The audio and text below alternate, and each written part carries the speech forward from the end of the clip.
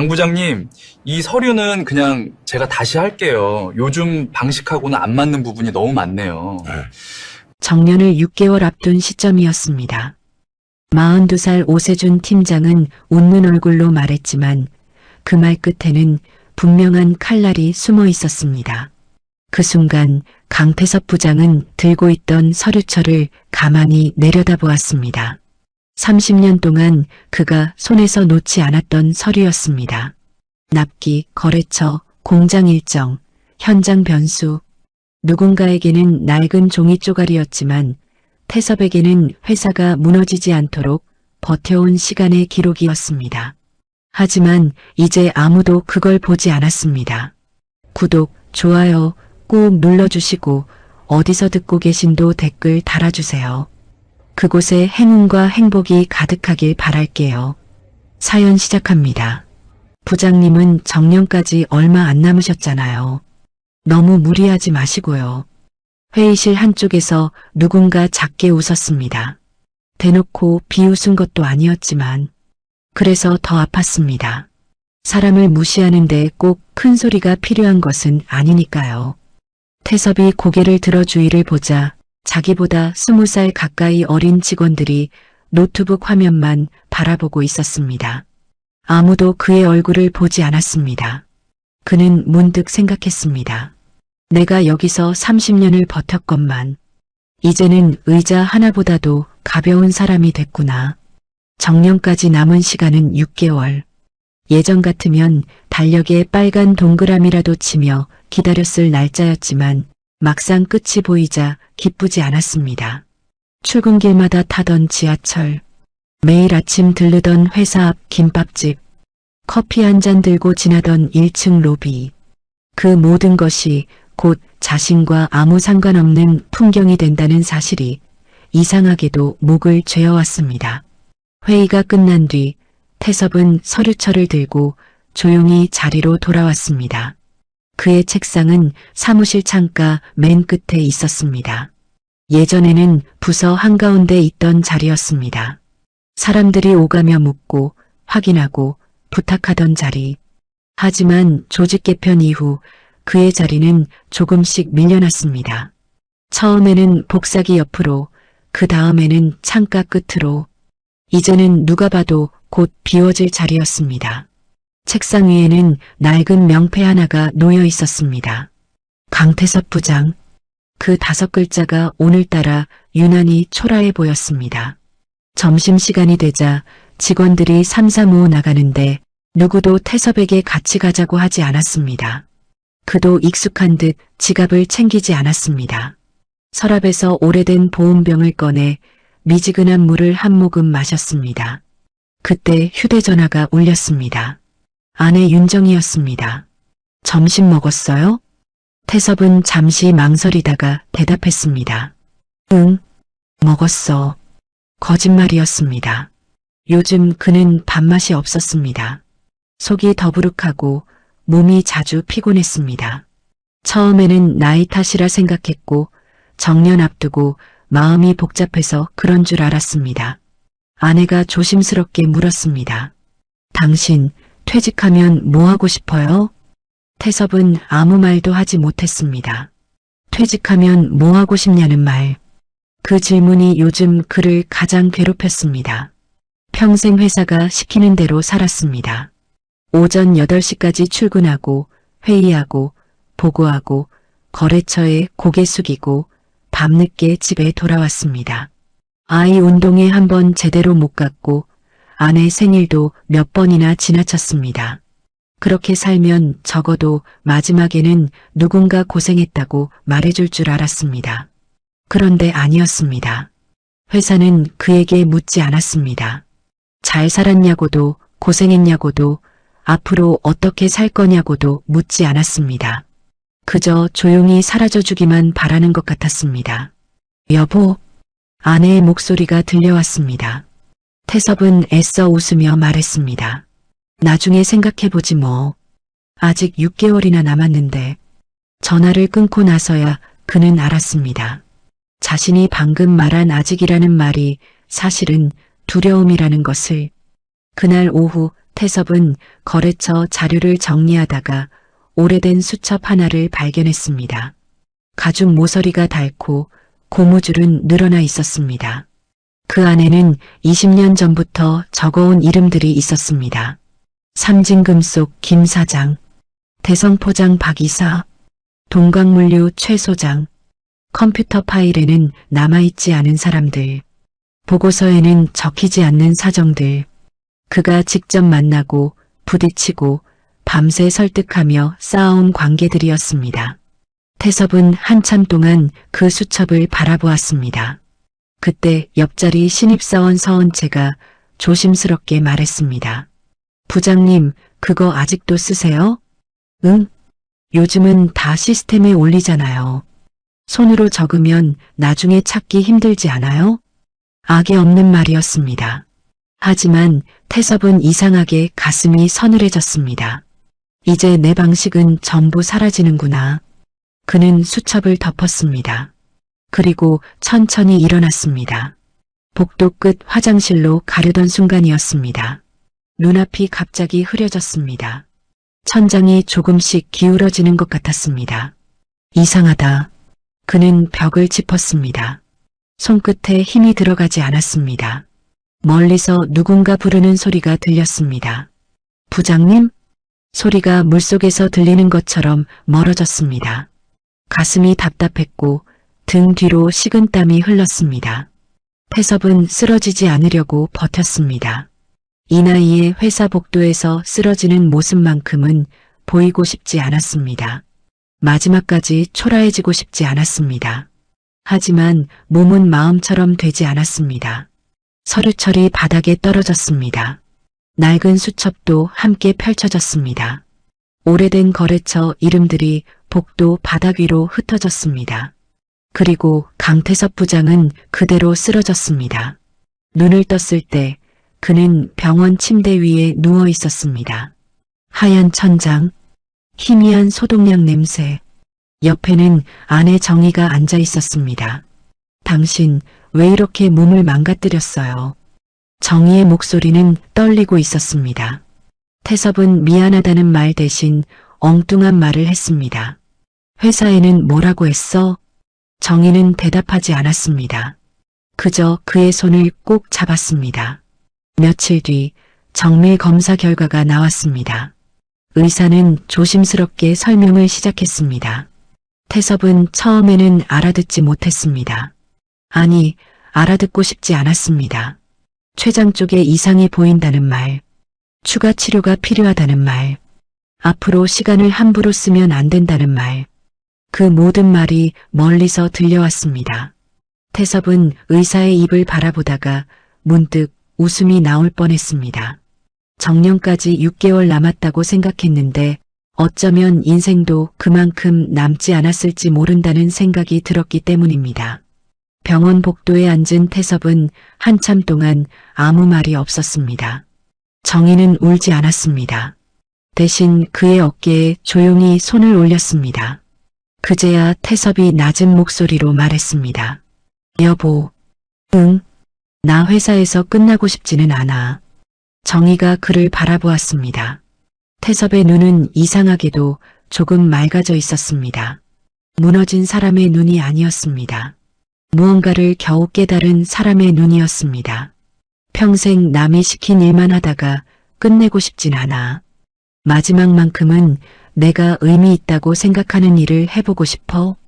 그날 밤 강태섭은 병실 침대 위에서 오래된 수첩을 다시 펼쳤습니다. 낡은 이름들 사이에 빈 페이지가 하나 남아 있었습니다.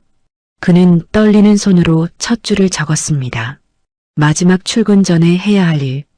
그 아래에 한참을 망설이다가 두 번째 줄을 썼습니다. 내가 사라져도 남을 수 있는 것을 남긴다. 정년 6개월 전 모두가 그를 끝난 사람이라 생각하던 그때 강태섭 부장의 진짜 마지막 일이 시작되고 있었습니다. 병원에서 돌아온 날 강태섭 부장은 집 현관 앞에서 한참을 서 있었습니다. 비밀번호 4자리만 누르면 되는 문이었지만 이상하게 손가락이 움직이지 않았습니다. 문 안에는 아내가 있고 식탁이 있고 평생 그가 제대로 바라보지 못했던 집이 있었습니다. 그런데 오늘은 그 문 하나가 회사 정문보다 무겁게 느껴졌습니다. 내가 이 집에 뭘 남겼지. 월급 봉투가 통장으로 바뀐 뒤에도 그는 늘 같은 말을 했습니다. 조금만 참자. 이번 일만 끝나면, 퇴직하면 같이 여행 가자. 그 말들이 전부 미뤄둔 약속이었다는 걸 병원 진단서를 손에 쥐고 나서야 알았습니다. 문을 열자 아내 윤정이가 부엌에서 나왔습니다. 왔어요? 평소와 같은 목소리였습니다. 하지만 눈빛은 달랐습니다. 정희는 이미 알고 있었습니다. 남편이 아무렇지 않은 척할수록 더 큰일이 있다는 것을. 태섭은 신발을 벗으며 말했습니다. 회사에서 과로한 거래. 약 좀 먹고 쉬면 된대. 정희는 한참 동안 그를 바라보다가 물었습니다. 정말 그게 다예요? 태섭은 고개를 돌렸습니다. 그럼 뭐가 더 있어? 그날 저녁 식탁에는 된장찌개와 계란말이가 올라왔습니다. 태섭이 좋아하던 반찬이었습니다. 하지만 그는 숟가락을 들지 못했습니다. 입맛이 없었습니다. 정희는 모른 척 밥을 덜어주었습니다. 조금이라도 먹어요. 약 먹으려면 속 비우면 안 돼요. 그 말에 태섭은 순간 가슴이 철렁했습니다. 약? 정희는 대답하지 않았습니다. 그저 조용히 방 안으로 들어가 서랍에서 봉투 하나를 꺼내왔습니다. 병원 서류였습니다. 태섭의 손이 멈췄습니다. 그걸 왜 봤어? 그럼 내가 안 봐야 했어요? 정희의 목소리가 조금씩 떨렸습니다. 당신이 회사 복도에서 쓰러졌는데 보호자인 내가 아무것도 몰라야 해요? 의사가 설명하는데 당신은 멍하니 앉아있고 나는 옆에서 다 들었어요. 그런데 집에 와서는 과로라고요? 태섭은 아무 말도 하지 못했습니다. 정희는 끝내 눈물을 보이지 않았습니다. 차라리 울었으면 태섭의 마음이 덜 아팠을지도 몰랐습니다. 그녀는 너무 오래 참은 사람처럼 조용히 말했습니다. 당신은 평생 그래요. 힘든 건 혼자 짊어지고 집에는 결과만 들고 와요. 월급도 피곤함도 미안함도 이제는 병까지. 태섭은 낮게 말했습니다. 당신까지 힘들게 하기 싫었어. 그게 더 힘들어요. 방 안에 긴 침묵이 내려앉았습니다. 그때 현관문이 열렸습니다. 아들 강민재였습니다. 31가 되었지만 여전히 불안정한 일자리를 전전하고 있었습니다. 아버지와는 대화가 적었습니다. 만나면 늘 서로의 상처만 건드렸습니다. 민재는 분위기를 보고 걸음을 멈췄습니다. 무슨 일이야? 정희는 서류를 얼른 접으려 했지만 민재가 먼저 다가와 봉투를 낚아챘습니다. 병원? 아버지 어디 아파? 태섭이 급히 말했습니다. 별거 아니다. 민재는 서류를 훑어보다 얼굴이 굳어졌습니다. 별거 아니긴 뭐가 별거 아니야. 그의 목소리가 커졌습니다. 췌장 쪽 정밀검사, 치료 계획, 이걸 왜 숨겨? 태섭은 눈을 감았습니다. 가장 피하고 싶었던 순간이 너무 빨리 찾아왔습니다. 민재는 아버지를 바라보며 물었습니다. 아버지는 대체 왜 항상 회사가 먼저야? 몸이 이 지경인데도 회사 걱정했지? 엄마는? 나는? 우리한테 말할 생각은 했어? 태섭은 천천히 고개를 들었습니다. 너희한테 짐이 되고 싶지 않았다. 민재가 헛웃음을 쳤습니다. 짐? 아버지가 우리를 가족으로 생각했으면 같이 들어야 할 일이잖아. 그 말에 태섭의 표정이 흔들렸습니다. 그는 평생 가족을 위해 살았다고 믿었습니다. 아내와 아들을 먹여 살리기 위해 싫은 소리도 삼키고 억울한 일도 버텼습니다. 하지만 어느 순간 가족은 그가 지킨 사람들이 아니라 그가 늘 기다리게 만든 사람들이 되어 있었습니다. 정희가 조용히 민재의 팔을 잡았습니다. 그만해. 내 아버지도 힘들어. 민재는 고개를 돌렸습니다. 힘든 사람은 아버지만 아니야. 그는 방으로 들어가 문을 닫았습니다. 거실에는 태섭과 정희만 남았습니다. 태섭은 식탁 위에 놓인 식은 밥을 바라보았습니다. 한참 뒤 그가 입을 열었습니다. 정희야. 네. 나 무섭다. 처음 듣는 말이었습니다. 태섭이 약한 소리를 한 것은 결혼하고 거의 처음이었습니다. 정희는 천천히 그의 옆에 앉았습니다. 무서우면 무섭다고 말해요. 이제라도. 태섭은 두 손으로 얼굴을 감쌌습니다. 정년이 무서웠어. 회사 나가면 내가 아무것도 아닌 사람이 될까봐. 그런데 병원에서 그 말을 듣고 나니까 내가 정말 아무것도 남기지 못하고 가는 건 아닌가. 그게 더 무섭더라. 정희는 그의 손을 잡았습니다. 당신 인생이 회사에서 끝나는 게 아니라면 마지막은 당신 마음대로 해봐요. 그날 밤 태섭은 잠들지 못했습니다. 거실 불을 켜고 오래된 수첩을 펼쳤습니다. 거래처 이름들 사이, 낡은 메모들 사이, 누군가에게 전해주지 못한 경험들이 빼곡했습니다. 그는 빈 종이에 천천히 적었습니다. 내가 아는 것들을 남긴다. 나처럼 끝이 두려운 사람들을 돕는다. 가족에게 미안하다는 말부터 한다. 새벽이 가까워질 무렵 태섭은 처음으로 회사가 아닌 다른 내일을 생각했습니다. 그리고 조용히 중얼거렸습니다. 아직 끝난 건 아니야. 그 말은 가족에게 하는 말이기도 했고 자신에게 하는 말이기도 했습니다. 다음 날 아침 강태섭 부장은 평소보다 일찍 눈을 떴습니다. 창밖은 아직 어두웠고 집안은 고요했습니다. 예전 같으면 그는 알람이 울리기도 전에 일어나 셔츠를 입고 넥타이를 매고 회사로 향했을 것입니다. 하지만 그날은 한참 동안 침대 끝에 앉아 있었습니다. 몸이 무거웠습니다. 아니, 몸보다 마음이 더 무거웠습니다. 정년 6개월, 췌장암, 가족에게 남긴 미안함, 회사에서 잊혀져가는 이름, 그 모든 말들이 새벽 공기처럼 차갑게 그의 가슴에 내려앉았습니다. 부엌에서는 아내 윤정이가 조용히 죽을 끓이고 있었습니다. 태섭이 나오자 정희는 아무렇지 않은 척 말했습니다. 오늘은 회사 가지 말아요. 태섭은 식탁 앞에 앉으며 고개를 저었습니다. 가야 해.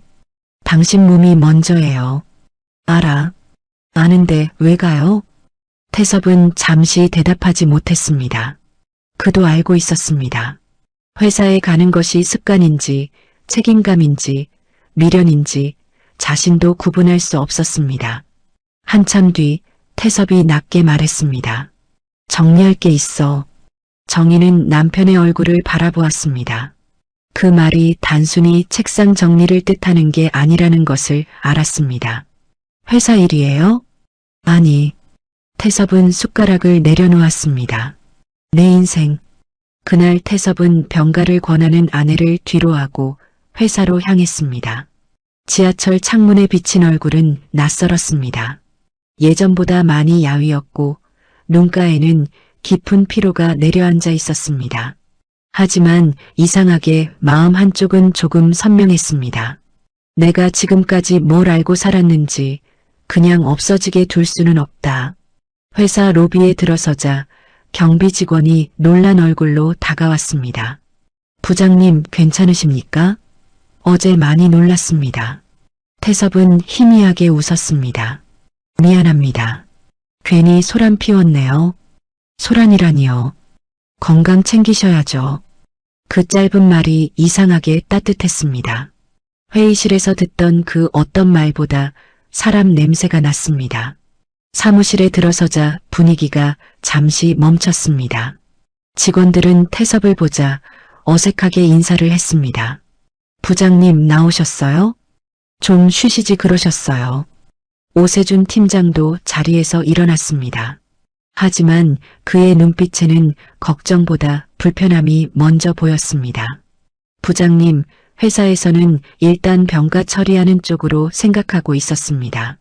무리하실 필요 없습니다. 태섭은 가방을 내려놓으며 말했습니다. 나도 오래 있지는 않을 겁니다.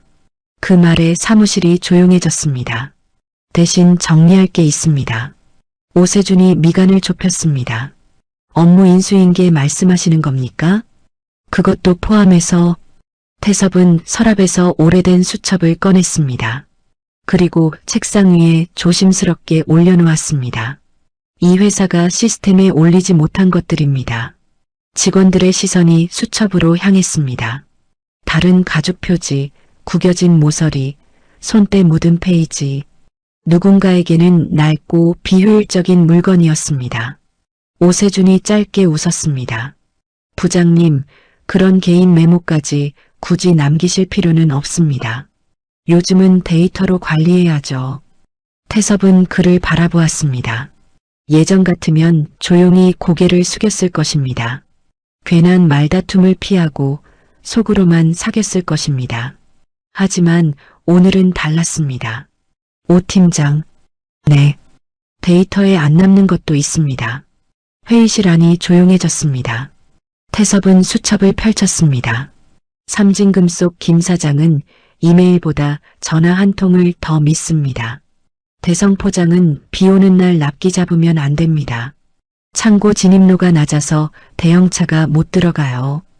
동광물류 최 소장은 숫자 틀리는 건 참아도 약속 시간 늦는 건 못 참습니다. 젊은 직원들이 서로를 바라보았습니다. 그 정보들은 시스템 어디에도 없었습니다.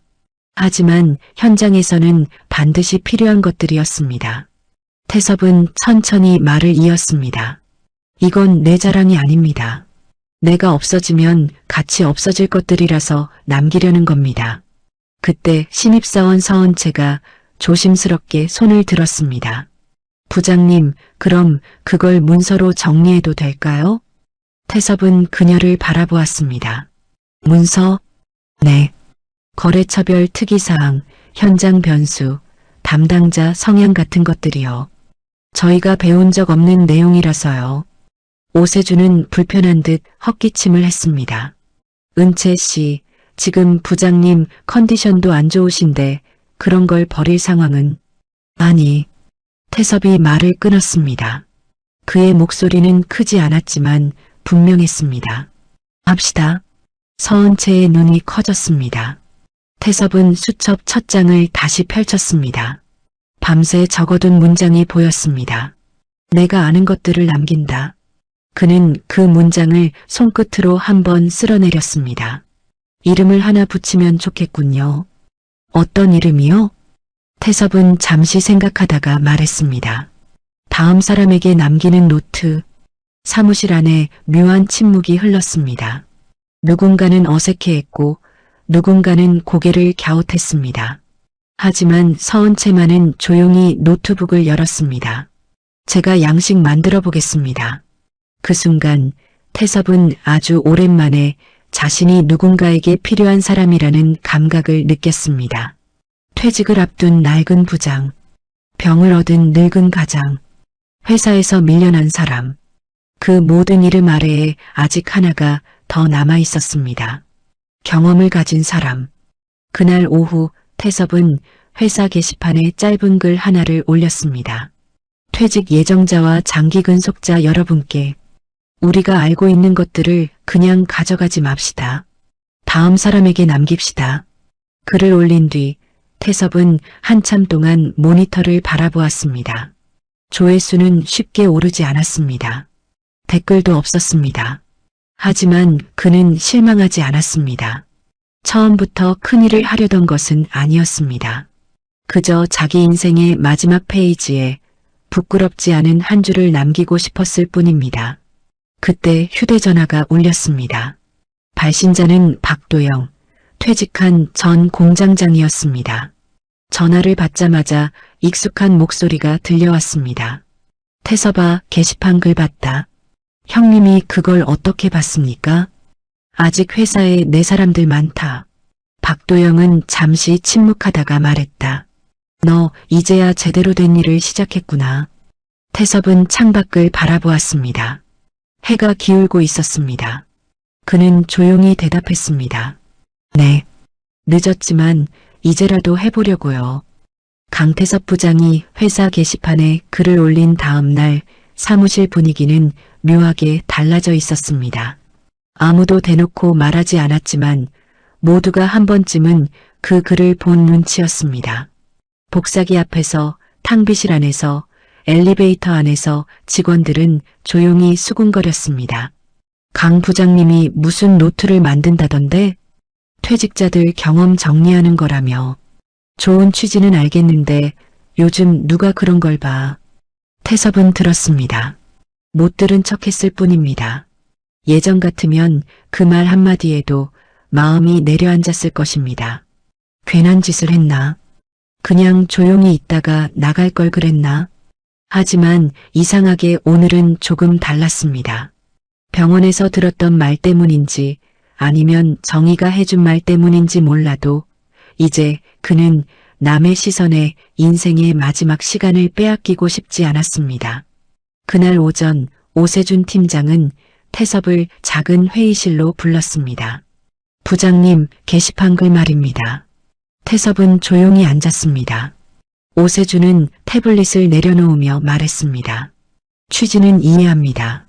그런데 지금 회사 분위기상 퇴직 예정자들을 자극하는 행동은 조심해야 합니다.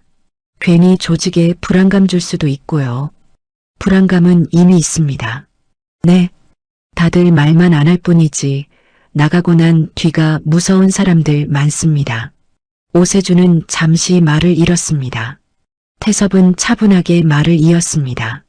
나는 회사를 흔들고 싶은 게 아닙니다. 오히려 반대입니다. 사람이 나가도 회사에 남아야 할 것들이 있잖습니까? 그걸 정리하자는 겁니다. 오세준은 굳은 얼굴로 웃었습니다. 그래도 공식 프로젝트로 보기엔 어렵습니다. 개인적으로 하시는 건 막지 않겠습니다만 업무 시간에 직원들 끌어들이는 건 곤란합니다. 그 말은 허락 같았지만 사실상 거절이었습니다. 태섭은 고개를 끄덕였습니다. 알겠습니다. 회의실을 나오는데 복도 끝에서 서은채가 기다리고 있었습니다. 그녀는 조심스럽게 파일 하나를 내밀었습니다. 부장님, 어제 말씀하신 양식 만들어봤습니다. 태섭은 놀라 그녀를 바라보았습니다. 벌써? 네. 거래처 기본정보, 담당자 성향, 납품 변수, 과거 사고 이력, 꼭 전화해야 하는 사람 이런 식으로 나눠봤어요. 태섭은 파일을 천천히 넘겼습니다. 젊은 직원의 방식으로 정리된 자신의 낡은 수첩이었습니다. 그 순간 이상하게 목이 메었습니다. 은채 씨, 네, 고맙습니다. 은채는 조금 멋쩍게 웃었습니다. 저 사실 부장님 수첩 보고 놀랐어요. 저는 입사하고 계속 시스템만 믿었는데 현장에는 시스템에 안 뜨는 일이 훨씬 많더라고요. 태섭은 처음으로 그녀 앞에서 편하게 웃었습니다. 그걸 아는데 나는 30년 걸렸습니다. 저는 부장님 덕분에 조금 빨리 알게 된 거네요. 그 말이 태섭의 마음 한구석을 조용히 두드렸습니다. 자신이 완전히 헛살지는 않았다는 작은 증거 같았습니다. 점심시간이 지나고 태섭은 지하 구내식당 구석에 앉아 죽을 조금씩 떠먹고 있었습니다. 그때 누군가 그의 맞은편에 식판을 내려놓았습니다. 전산실 계약직 직원 한미숙이었습니다. 강 부장님, 여기 앉아도 되죠? 그럼요. 한미숙은 한참 동안 말을 고르다가 조용히 입을 열었습니다. 게시판 글 봤어요. 태섭은 숟가락을 멈췄습니다. 아, 그거 별거 아닙니다. 별거 아니긴요. 미숙은 물컵을 만지작거리며 말했습니다. 저도 회사에 12년 있었어요. 계약직으로요. 정직원은 아니지만 전산장애 나면 밤새운 적도 많고 시스템 바뀔 때마다 직원들한테 하나하나 알려준 것도 저예요. 그녀는 희미하게 웃었습니다. 그런데 저는 나가면 기록에도 안 남겠죠. 사번도 바뀌었고 부서도 몇 번이나 옮겨졌으니까요. 태섭은 아무 말도 하지 못했습니다. 미숙은 가방에서 작은 노트 하나를 꺼냈습니다. 볼펜 자국이 빼곡한 노트였습니다. 이거요. 전산 오류 났을 때 어디부터 확인해야 하는지, 부서별로 누가 뭘 자주 실수하는지 적어둔 거예요. 전화 가면 버리려고 했는데 부장님 글 보고 생각이 바뀌었어요. 그녀는 노트를 태섭 앞에 밀어놓았습니다. 저도 남겨도 될까요? 태섭은 그 노트를 한참 바라보았습니다. 낡은 수첩 하나에서 시작된 일이었습니다. 누군가에게는 우습고 쓸모없어 보였던 일.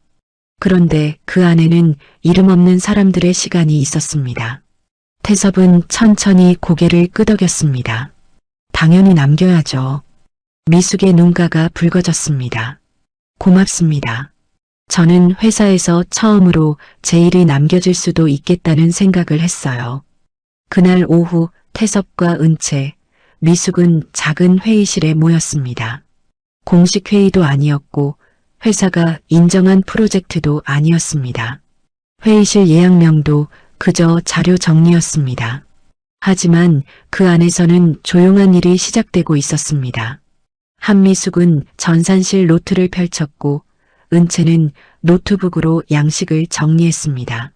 태섭은 오래된 거래처 수첩을 꺼내 하나씩 설명했습니다. 이 사람은 말이 거칠어도 약속은 꼭 지킵니다. 여기는 숫자보다 신뢰가 먼저입니다. 이 공장은 여름 장마철에 꼭 한 번 더 확인해야 합니다. 그 말들은 단순한 업무 팁이 아니었습니다. 오래 버틴 사람들이 몸으로 배운 생존의 기록이었습니다. 퇴근 시간이 가까워졌을 때 회의실 문이 살짝 열렸습니다.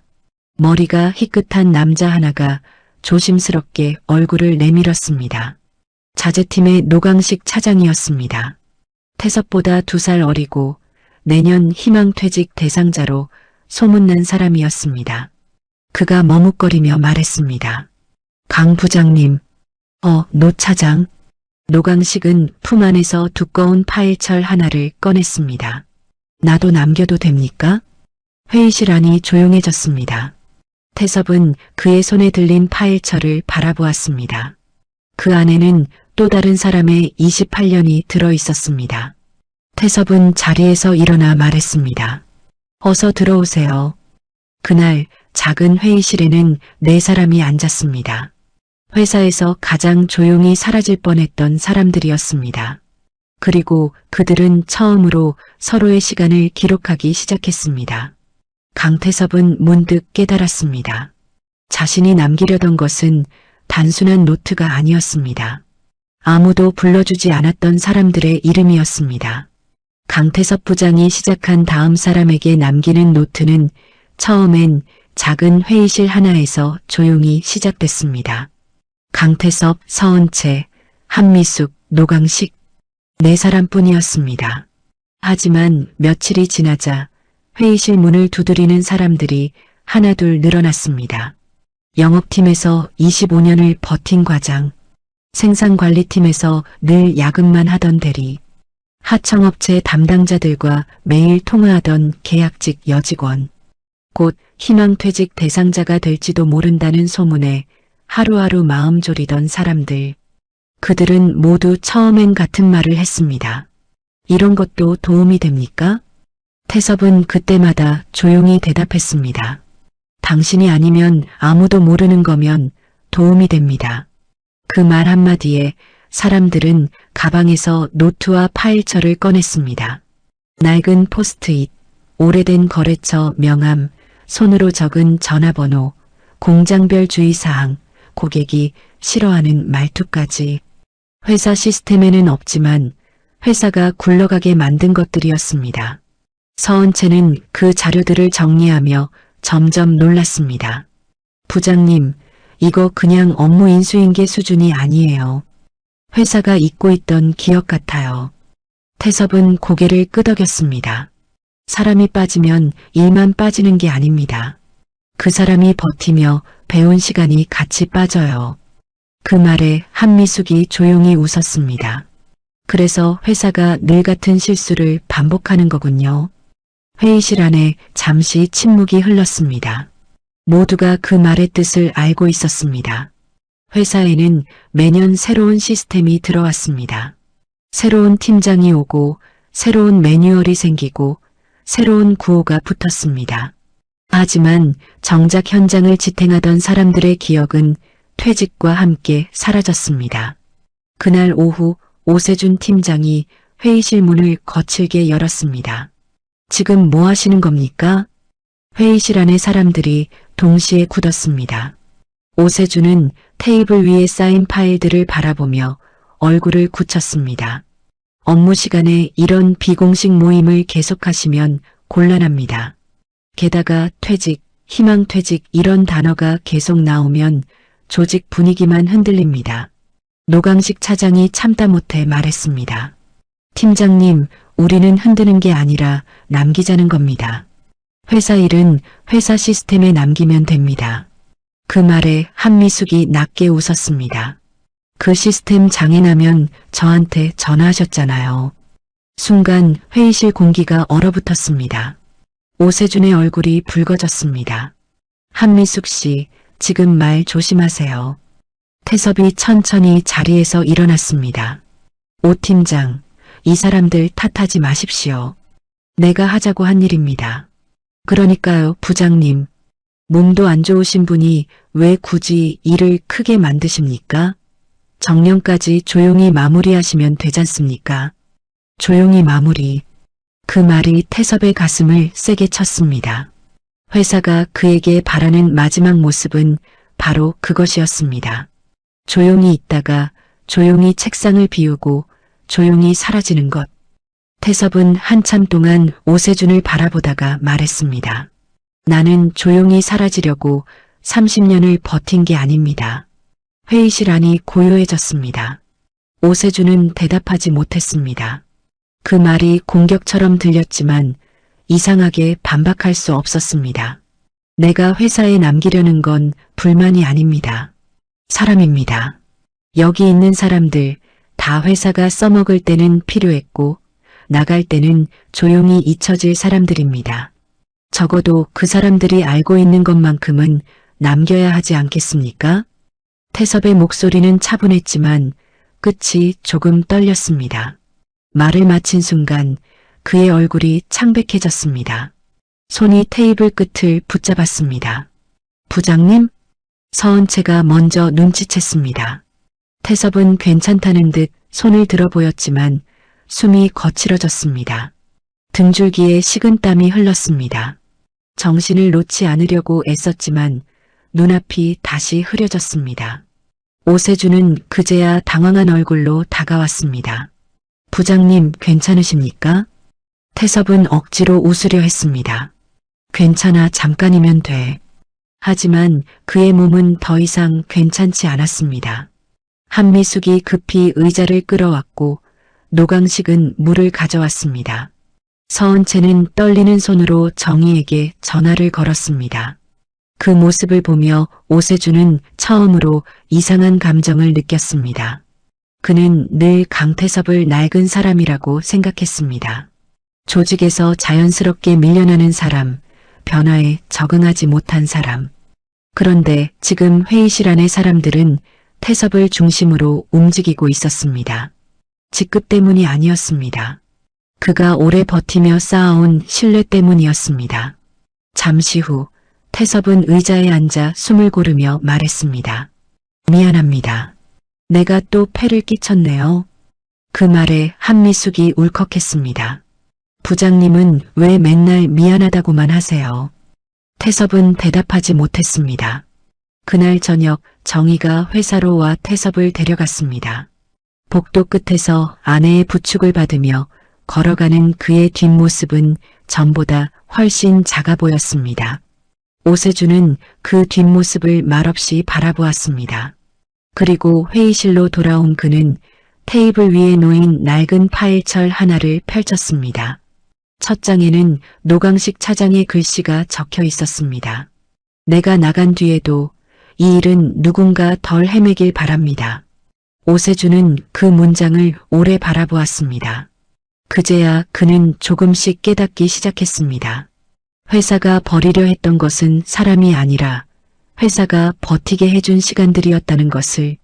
강태섭 부장이 다시 병원에 다녀온 뒤 회사에는 이상한 소문이 돌기 시작했습니다. 강 부장님 많이 안 좋다더라. 정년 전에 그만두시는 거 아니야? 그 노트 작업도 이제 끝난 거겠지. 사람들은 걱정하는 척 했지만 대부분은 금세 자기 자리로 돌아갔습니다. 회사는 늘 그랬습니다. 누군가 쓰러져도 하루 이틀 술렁이다가 다시 보고서와 회의와 결제가 사람을 덮어버렸습니다. 태섭도 그걸 알았습니다. 그래서 더 서둘렀습니다. 그는 아내 정희의 만류에도 다시 노트를 펼쳤습니다. 침대 옆 작은 탁자 위에는 약봉지와 수첩이 나란히 놓여 있었습니다. 정희가 조심스럽게 말했습니다. 이제 그만해요.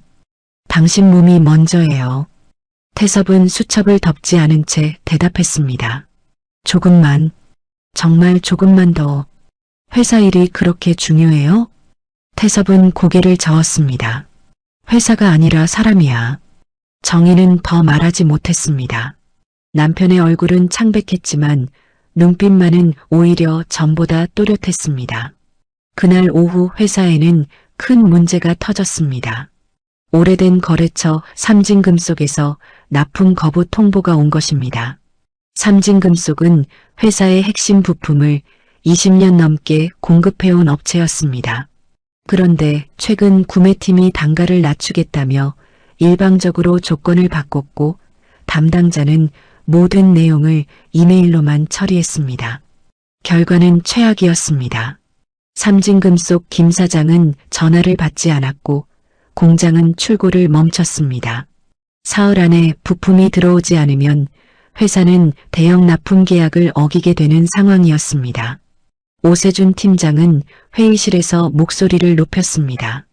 구매팀에서 왜 사전에 리스크 체크를 안 했습니까? 구매팀 직원이 억울하다는 듯 말했습니다. 시스템상 대체 업체도 있고 단가 조건도 문제 없었습니다. 그런데 왜 막혔냐고요? 아무도 대답하지 못했습니다. 그때 서은채가 조심스럽게 말했다. 팀장님, 강 부장님 노트에 삼진금속 관련 내용이 있습니다. 오세준의 눈빛이 흔들렸습니다. 회의실 안 사람들은 잠시 서로를 바라보았습니다. 불과 며칠 전까지만 해도 낡은 개인 메모라며 무시했던 그 노트였습니다. 오세준은 망설이다가 말했습니다. 가져와 봐요. 서은채가 노트북을 열었습니다.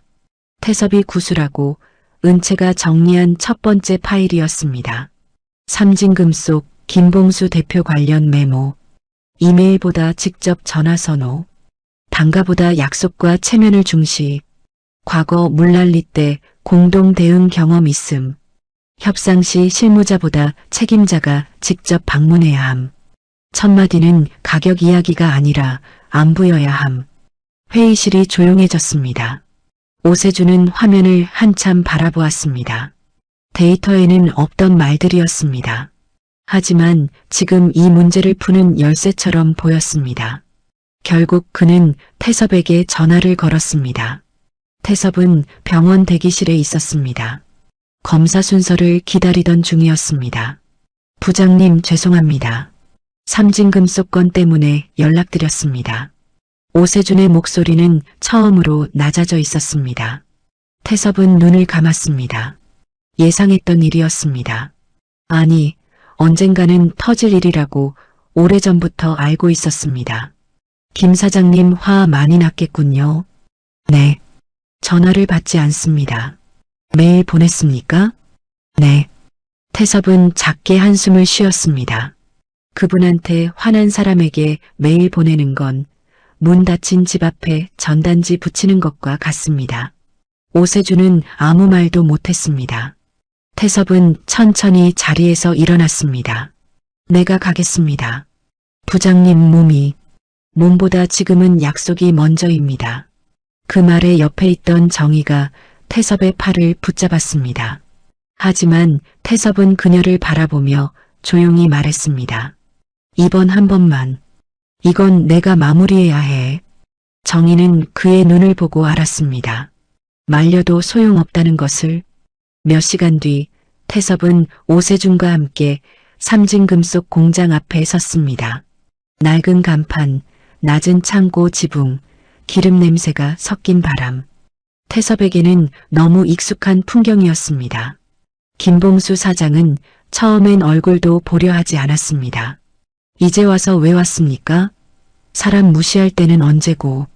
오세준이 급히 설명하려 했지만 태섭이 손으로 막았습니다. 그리고 천천히 허리를 숙였습니다.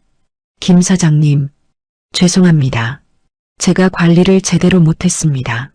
김 사장의 표정이 흔들렸습니다. 강 부장, 당신 잘못 아니잖아. 그래도 제가 먼저 왔어야 했습니다. 그때 물난리 났을 때 사장님이 밤새 공장 문 열어주신 거 아직 기억합니다. 그 은혜를 회사가 잊은 것 같아 제가 부끄럽습니다. 순간 김 사장은 아무 말도 하지 못했습니다. 오세준은 옆에서 처음 보는 장면을 지켜보고 있었습니다. 보고서도 조건표도 단가 계산도 아니었습니다. 한 사람이 오래 쌓아온 신뢰가 굳게 닫힌 문을 열고 있었습니다.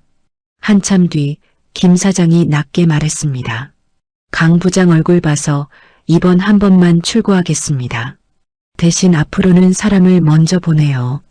매일 말고. 태섭은 다시 고개를 숙였습니다. 고맙습니다. 돌아오는 차 안에서 오세준은 한동안 말을 하지 못했습니다. 태섭은 지친 듯 창밖만 바라보고 있었습니다. 잠시 후 오세준이 조용히 입을 열었습니다. 부장님, 네, 제가 틀렸습니다. 태섭은 그를 바라보지 않았습니다. 오세준은 떨리는 목소리로 이어 말했습니다. 시스템에 없는 건 필요 없는 거라고 생각했습니다.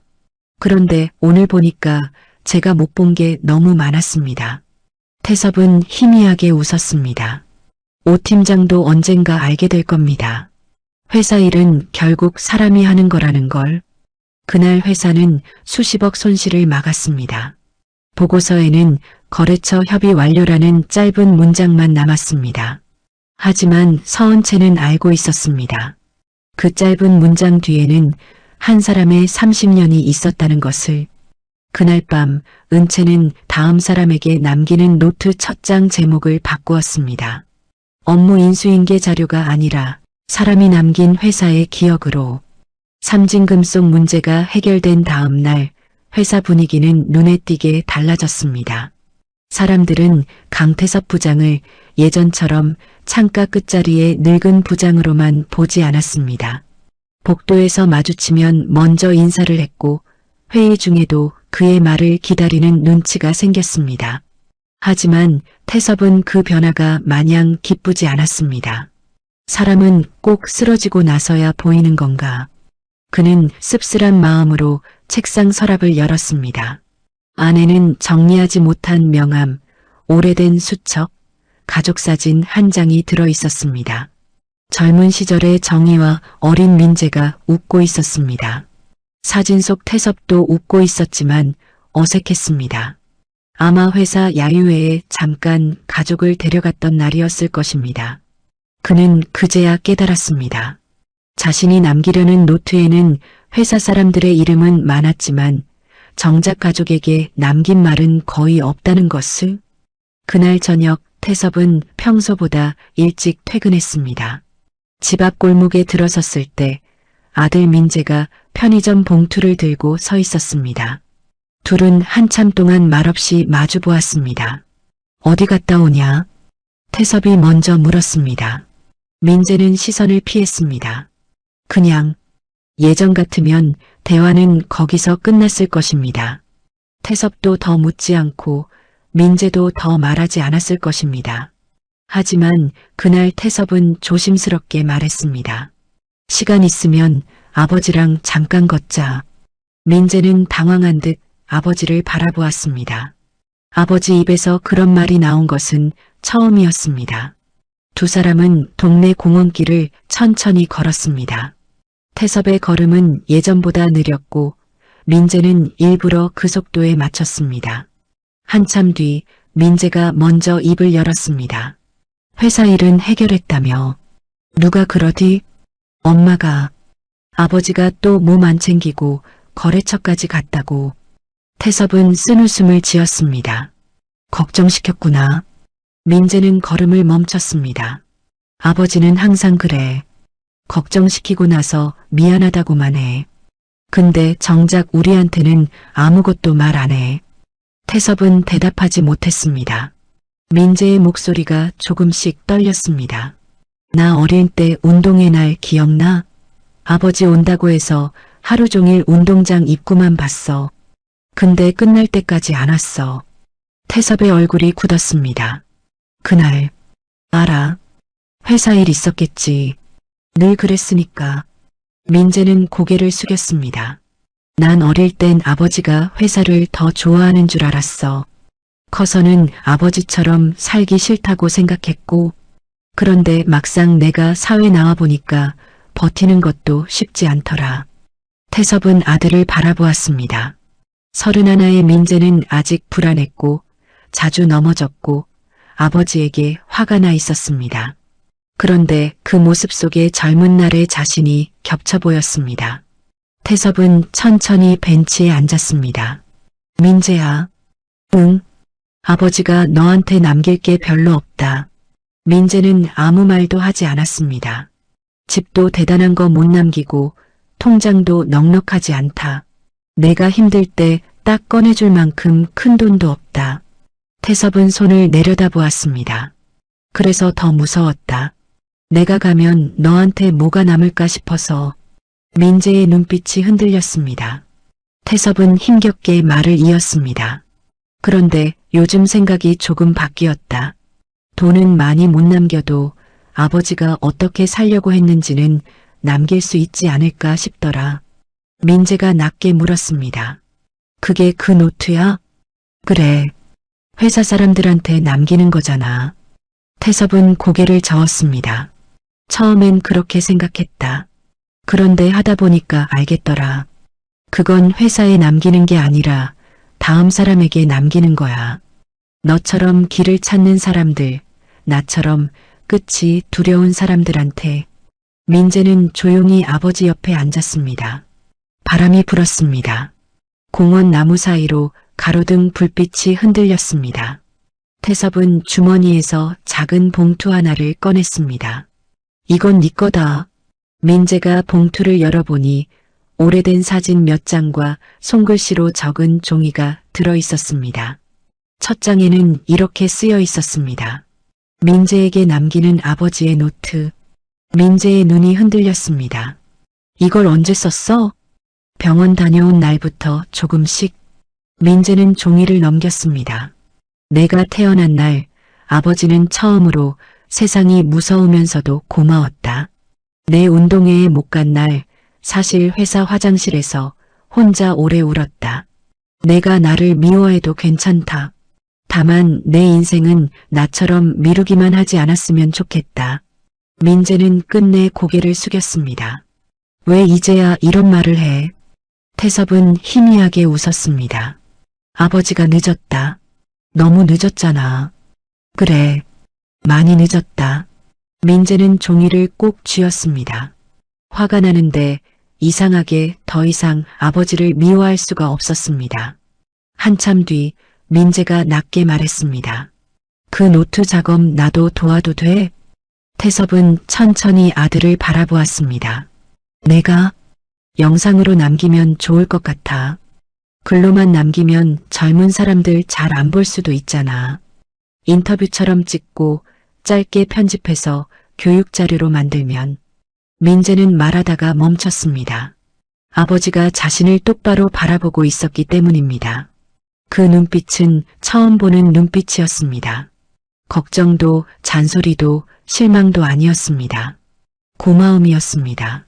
태섭은 천천히 고개를 끄덕였습니다. 그래, 같이 하자. 그날 밤 부자는 아주 오랜만에 나란히 집으로 걸어갔습니다. 말은 많지 않았지만 두 사람 사이의 침묵은 예전과 달랐습니다.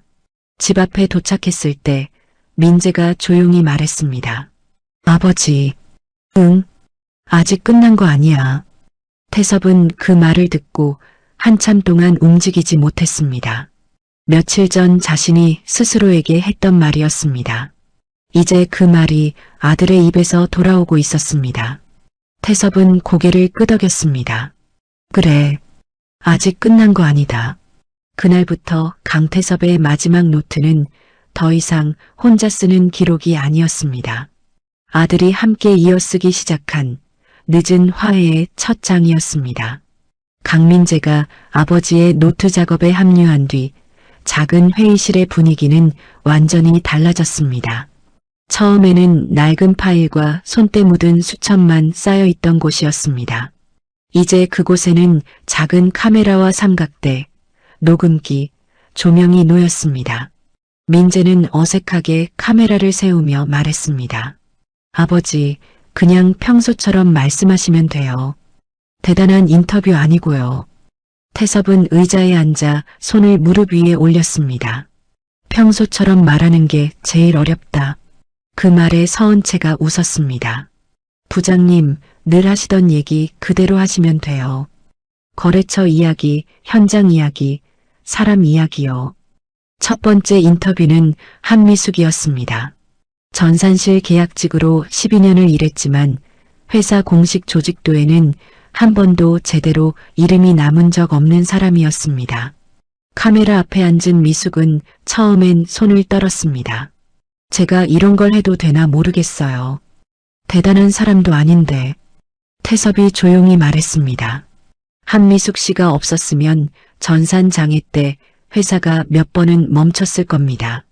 대단한 일 맞습니다. 그 말에 미숙은 고개를 숙였습니다. 잠시 후 그녀는 천천히 자신의 이야기를 꺼내기 시작했습니다. 전산실에는 매뉴얼에 없는 일이 많아요. 시스템이 멈췄을 때 제일 먼저 봐야 하는 건 화면이 아니라 사람들 표정이에요. 누가 제일 급한지, 누가 제일 당황했는지 보면 어디가 먼저 막혔는지 알 수 있거든요. 민재는 카메라 뒤에서 조용히 그 말을 들었습니다. 그는 처음으로 알았습니다. 회사라는 곳은 보고서와 월급 명세서로만 굴러가는 게 아니라는 것을. 누군가의 눈치, 기다림, 참아낸 시간, 말없이 메운 빈자리로 굴러간다는 것을. 다음 인터뷰는 노강식 차장이었습니다. 그는 28년 동안 자재 창고를 관리했습니다. 젊은 직원들은 그를 늘 창고 아저씨처럼 불렀지만 그는 어느 부품이 어느 계절에 부족해지는지, 어떤 업체가 명절 전후로 납기가 흔들리는지 손바닥처럼 알고 있었습니다. 노강식은 카메라 앞에서 오래된 파일처를 펼쳤습니다. 이게 다 쓸모없는 종이 같아도 누군가한테는 길잡이가 될 겁니다. 내가 처음 들어왔을 때는 이런 걸 알려주는 사람이 없어서 많이 헤맸거든요. 다음 사람은 덜 헤맸으면 합니다. 그 말이 끝나자 회의실 안이 조용해졌습니다. 태섭은 그를 바라보다가 낮게 말했습니다. 노 차장, 고생 많았습니다. 노강식은 대답하지 못했습니다. 그 한마디를 듣기까지 28년이 걸린 사람처럼 그는 눈가를 훔쳤습니다.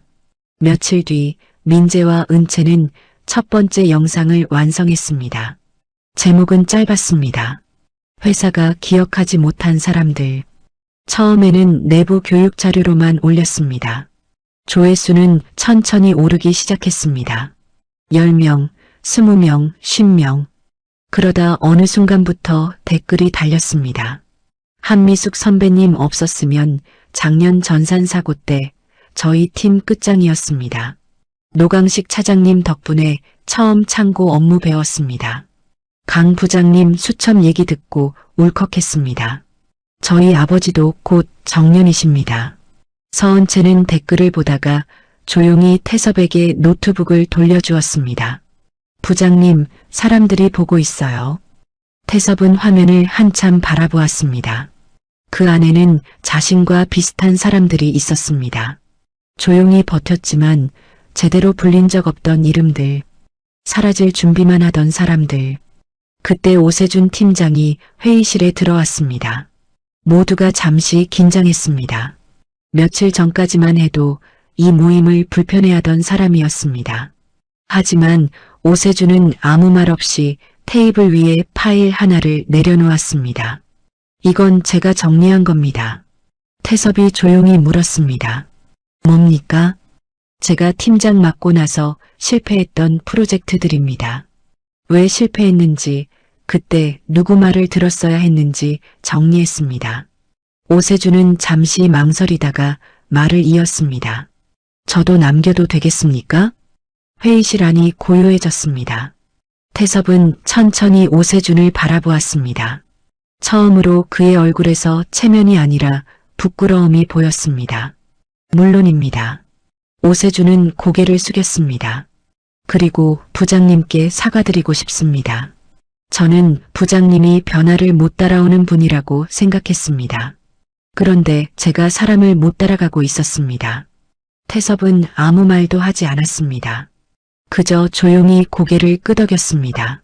그날 저녁 태섭은 병원 진료를 마치고 집으로 돌아왔습니다. 몸은 점점 약해지고 있었습니다. 손끝이 자주 떨렸고 오래 앉아 있는 것도 힘들었습니다. 정희는 남편의 외투를 받아주며 물었습니다. 오늘도 무리했어요? 태섭은 희미하게 웃었습니다. 조금 좋은 일이 있었나 봐요. 태섭은 한참 뒤에 대답했습니다. 내가 없어져도 조금은 남을 것 같아. 정희는 더 묻지 않았습니다. 그 말만으로도 충분했습니다. 그날 밤 민재는 아버지의 인터뷰 영상을 다시 편집했습니다. 마지막 장면에는 태섭의 목소리가 들어갔습니다. 오래 일한 사람들에게 묻고 싶습니다. 당신이 버틴 시간은 사라져도 되는 시간이 아닙니다. 누군가는 그 시간을 보고 다시 시작할 수 있습니다. 민재는 편집을 멈추고 한참 동안 화면을 바라보았습니다. 그제야 그는 알았습니다. 아버지가 남기려는 것은 회사 자료가 아니었습니다. 사라질 뻔한 사람들의 목소리였습니다. 그리고 그 목소리는 이제 조용히 세상 밖으로 나오고 있었습니다. 회사가 기억하지 못한 사람들 영상은 예상보다 빠르게 퍼졌습니다. 처음에는 사내 교육 게시판에 조용히 올라간 자료였습니다. 하지만 며칠 만에 조회수가 수백을 넘었고 댓글은 계속 늘어났습니다. 우리 아버지가 생각났습니다. 퇴직을 앞둔 선배님들께 처음으로 죄송하다는 생각이 들었습니다. 회사가 놓치고 있던 건 기술이 아니라 사람이었네요. 서은채는 댓글을 읽으며 눈시울을 붉혔습니다. 한미숙은 괜히 모니터를 닦는 척했고 노강식은 말없이 창밖만 바라보았습니다. 태섭은 그 모든 반응을 조용히 받아들였습니다. 기쁘지 않은 것은 아니었습니다. 다만 마음 한구석이 무거웠습니다. 왜 사람들은 떠날 때가 되어서야 서로를 보는 걸까? 그날 오후 태섭은 임원회의실로 불려갔습니다. 긴 테이블 끝에는 본부장과 인사 담당 임원, 오세준 팀장이 앉아 있었습니다. 예전 같으면 태섭은 그 자리에 들어서는 것만으로도 어깨가 굳었을 것입니다. 하지만 이제 그는 이상하게 담담했습니다. 남은 시간이 길지 않다는 사실은 사람을 두렵게도 하지만 때로는 가장 솔직하게 만들었습니다. 본부장이 먼저 입을 열었습니다. 강 부장, 요즘 사내에서 좋은 반응이 많습니다. 회사 차원에서도 그 노트 프로젝트를 정식 프로그램으로 검토하려고 합니다. 태섭은 조용히 고개를 숙였습니다. 좋은 일입니다. 인사 담당 임원이 말을 이었습니다. 이름도 생각해봤습니다. 강태섭 레거시 프로젝트 어떻습니까? 순간 태섭의 눈빛이 흔들렸습니다. 오세준도 놀란 듯 임원을 바라보았습니다. 강 부장님이 시작하신 일이니 상징성도 있고 대외 홍보에도 좋습니다. 퇴직 예정자 관리 우수 사례로도 활용할 수 있고요. 태섭은 한참 동안 아무 말도 하지 않았습니다. 강태섭 레거시 프로젝트, 예전에 그였다면 어쩌면 가슴이 벅찼을지도 몰랐습니다. 평생 제대로 인정받지 못한 이름이 회사 프로그램에 붙는다는 것. 그것은 늦게 온 훈장처럼 느껴질 수도 있었습니다. 하지만 태섭은 천천히 고개를 저었습니다. 제 이름은 빼주십시오. 회의실이 조용해졌습니다. 본부장이 당황한 표정으로 물었습니다. 왜요? 강 부장 공로를 인정하자는 뜻입니다. 태섭은 차분히 말했습니다. 이 일은 제 공로가 아닙니다. 회사가 너무 오래 보지 않았던 사람들의 기록입니다. 거기에 제 이름을 붙이면 또 한 사람의 이야기로 끝납니다. 인사 담당 임원이 말을 잃었습니다. 태섭은 이어 말했습니다. 계약직으로 12년을 버틴 한미숙 씨의 이름도 있어야 합니다. 자재 창고에서 28년을 버틴 노강식 차장의 이름도 있어야 합니다. 말없이 거래처를 지켜온 사람들, 후배들 뒤에서 사고를 막아온 사람들, 그런 이름들이 같이 남아야 합니다. 오세준은 고개를 숙였습니다. 그 말이 얼마나 큰 뜻인지 이제는 알 것 같았습니다. 태섭은 회의실을 둘러보며 낮게 말했습니다. 회사는 오래 일한 사람에게 퇴직 날짜만 알려줍니다. 하지만 그 사람이 남긴 시간은 날짜 하나로 정리되지 않습니다. 저는 제 이름 하나가 아니라 그 시간들이 남았으면 합니다. 회의실은 한동안 조용했습니다. 결국 본부장은 천천히 고개를 끄덕였습니다. 그럼 이름은 어떻게 하면 좋겠습니까? 태섭은 잠시 생각하다가 대답했습니다. 다음 사람에게 남기는 노트, 처음 이름 그대로면 됩니다. 회의가 끝난 뒤 오세준은 태섭을 따라 복도로 나왔습니다. 부장님, 정말 괜찮으십니까? 태섭은 웃었습니다. 뭐가 말입니까? 부장님 이름이 남을 수도 있었는데요. 태섭은 복도 창밖을 바라보았습니다. 겨울 햇살이 건물 유리에 희미하게 부딪히고 있었습니다. 오 팀장, 이름은 명패에 남는 게 아닙니다. 그럼 어디에 남습니까? 태섭은 천천히 대답했습니다. 누군가의 기억에 남는 겁니다. 그날 저녁 회사 게시판에는 새 공지가 올라왔습니다. 다음 사람에게 남기는 노트, 장기 근속자, 퇴직 예정자, 계약직, 현장 실무자의 경험을 기록합니다. 회사는 사람의 시간을 잊지 않겠습니다. 공지 아래에는 참여 신청 댓글이 줄줄이 달리기 시작했습니다. 시설팀도 참여하겠습니다. 구매팀 19년 차입니다. 남길 이야기가 있습니다. 퇴직하신 선배님들도 초대하면 좋겠습니다. 저희 아버지 이야기도 떠오르네요. 서은채는 그 댓글들을 보며 조용히 웃었습니다.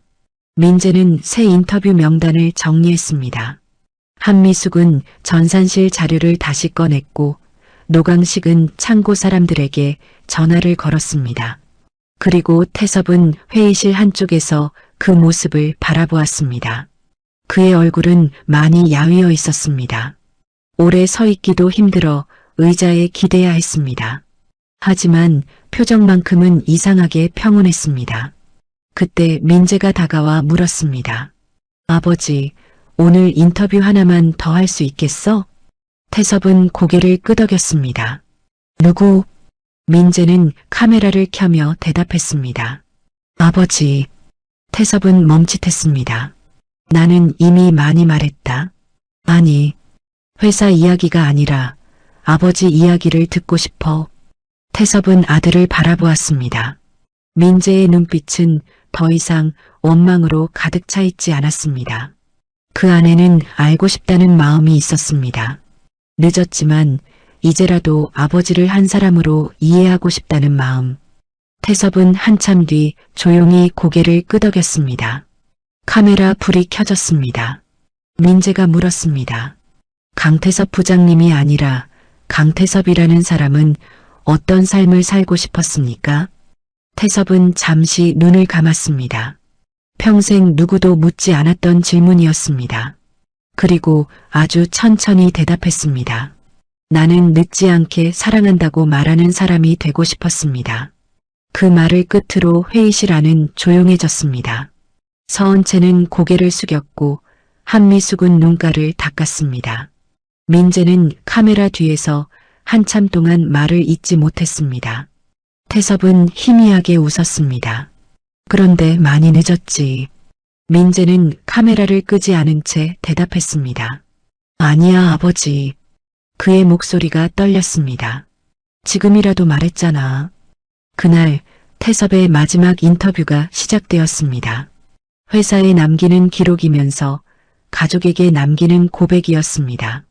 그리고 처음으로 강태섭은 만년부장도 정년 예정자도 환자도 아닌 한 사람으로 카메라 앞에 앉아 있었습니다. 강태섭 부장의 마지막 출근 날은 이상할 만큼 평범했습니다. 아침은 늘 그렇듯 조용했고 식탁 위에는 윤정이가 끓인 죽 한 그릇이 놓여 있었습니다. 태섭은 숟가락을 천천히 들었고 많이는 먹지 못했지만 오늘만큼은 남기고 싶지 않았습니다. 정희가 넥타이를 들고 다가왔습니다. 오늘은 이거 매요. 짙은 남색 넥타이였습니다. 민재가 첫 월급을 받았을 때 사준 것이었습니다. 태섭은 한동안 그 넥타이를 바라보다가 조심스럽게 목에 걸었습니다. 정희가 매듭을 고쳐주며 말했습니다. 괜찮아요? 태섭은 거울 속 자기 얼굴을 보았습니다. 많이 야위었고 어깨도 예전 같지 않았지만 눈빛만은 전보다 편안했습니다. 응, 오늘은 괜찮아. 현관을 나서려는 순간 민재가 카메라 가방을 메고 나왔습니다. 같이 가. 태섭은 놀란 얼굴로 아들을 보았습니다. 회사까지? 응, 오늘은 내가 찍어야지. 아버지 마지막 출근이잖아. 태섭은 잠시 말이 없었습니다. 예전 같으면 민망하다며 손사래를 쳤을 것입니다. 하지만 오늘은 그저 고개를 끄덕였습니다. 그래, 같이 가자. 지하철 안에서 부자는 나란히 앉았습니다. 태섭은 창밖을 바라보았습니다. 30년 넘게 반복한 출근길이었습니다. 한때는 지겹다고 생각했고 한때는 벗어나고 싶다고 생각했습니다. 그런데 마지막이라고 생각하니 낡은 역 이름 하나까지 이상하게 또렷하게 보였습니다. 회사 로비에 들어서자 경비 직원이 먼저 허리를 숙였습니다. 부장님, 고생 많으셨습니다. 그 한마디에 태섭은 잠시 걸음을 멈췄습니다. 엘리베이터 문이 열리자 서은채가 기다리고 있었습니다. 그녀의 눈가가 이미 붉어져 있었습니다. 부장님, 다들 기다리고 계세요. 태섭은 천천히 사무실로 들어갔습니다. 그의 창가 끝자리 앞에 사람들이 서 있었습니다. 한미숙, 노강식, 오세준, 거래처 직원들, 신입사원들, 그리고 이름조차 제대로 불린 적 없던 오래된 직원들까지. 책상 위에는 낡은 명패가 그대로 놓여 있었습니다. 강태섭 부장. 하지만 오늘 그 이름은 더 이상 초라해 보이지 않았습니다. 오세준 팀장이 앞으로 나왔습니다. 그는 한동안 말을 고르다가 깊이 고개를 숙였습니다. 부장님, 늦었지만 말씀드리고 싶습니다. 고생 많으셨습니다. 그리고 죄송했습니다. 태섭은 조용히 그의 어깨를 두드렸습니다. 오 팀장도 앞으로 오래 버티게 될 겁니다. 그때 사람을 잊지 마십시오. 오세준은 고개를 들지 못했습니다. 이어 한미숙이 작은 상자를 내밀었습니다. 상자 안에는 여러 사람의 손글씨가 담긴 카드가 들어 있었습니다. 제 일을 처음으로 기록해 주셔서 감사합니다. 부장님 덕분에 제가 회사에 남긴 것이 있다는 걸 알았습니다. 다음 사람에게 남기는 노트, 제가 이어가겠습니다. 태섭은 카드들을 한 장씩 넘겼습니다. 손끝이 조금 떨렸습니다. 그때 서은채가 회의실 화면을 켜자 영상이 재생되었습니다. 화면 속에는 태섭이 있었습니다. 그리고 한미숙, 노강식, 박도영, 수많은 직원들이 있었습니다. 그들의 목소리가 하나씩 이어졌습니다. 제가 아는 것을 남깁니다. 다음 사람은 덜 헤매길 바랍니다. 우리가 버틴 시간은 사라져도 되는 시간이 아닙니다. 마지막 장면에는 태섭의 인터뷰가 나왔습니다. 사람은 직함으로 기억되는 것이 아니라 누군가에게 남긴 온기로 기억됩니다. 회의실 안이 조용해졌습니다. 민재는 카메라 뒤에서 눈물을 참았고 정희는 남편의 손을 꼭 잡았습니다. 태섭은 화면을 바라보며 희미하게 웃었습니다. 평생 회사에서 인정받고 싶었습니다. 진급하고 싶었고, 이름이 불리고 싶었고, 고생했다는 말을 듣고 싶었습니다. 하지만 마지막에 와서야 알게 되었습니다. 인정은 높은 자리에서 내려오는 것이 아니라 내가 지나온 자리에 남은 사람들의 마음에서 피어나는 것임을. 그날 오후 태섭은 자신의 책상을 정리했습니다. 가져갈 것은 많지 않았습니다. 낡은 수첩 한 권, 가족사진 한 장, 민재가 사준 넥타이 핀 하나, 그리고 명패는 회사에 두고 가기로 했습니다. 서은채가 물었습니다. 부장님, 명패는 안 가져가세요? 태섭은 웃으며 말했습니다. 그건 여기까지에 나고 이제는 다른 이름으로 살아야죠. 어떤 이름이요? 태섭은 정희와 민재를 바라보았습니다. 남편, 아버지, 그리고 누군가의 선배. 퇴근 시간이 되자 태섭은 마지막으로 사무실을 돌아보았습니다. 창가 끝자리, 복사기 옆 통로, 작은 회의실, 수없이 오갔던 복도. 모든 것이 그대로였지만 태섭의 마음은 달라져 있었습니다. 그는 더 이상 밀려나는 사람이 아니었습니다. 스스로 마무리를 선택한 사람이었습니다. 회사 문을 나서자 저녁 햇살이 길게 내려앉아 있었습니다. 민재가 조용히 물었습니다. 아버지, 이제 뭐 할 거야? 태섭은 잠시 하늘을 올려다보았습니다. 쉬어야지. 그리고 힘이 닿는 데까지 사람들 이야기를 더 들어야지. 그로부터 몇 달 뒤 다음 사람에게 남기는 노트는 회사의 정식 프로그램이 되었습니다. 퇴직자들의 경험은 영상과 문서로 남겨졌고 민재는 그 일을 이어받아 다른 회사의 오래된 사람들까지 찾아다니기 시작했습니다. 첫 번째 페이지에는 강태섭이 손으로 쓴 문장이 남아 있었습니다. 내가 사라져도 내가 배운 것이 누군가에게 길이 되기를. 강태섭의 정년은 끝이 아니었습니다. 그가 남긴 마지막 출근은 누군가의 인생 이막을 여는 첫 출근이 되었습니다.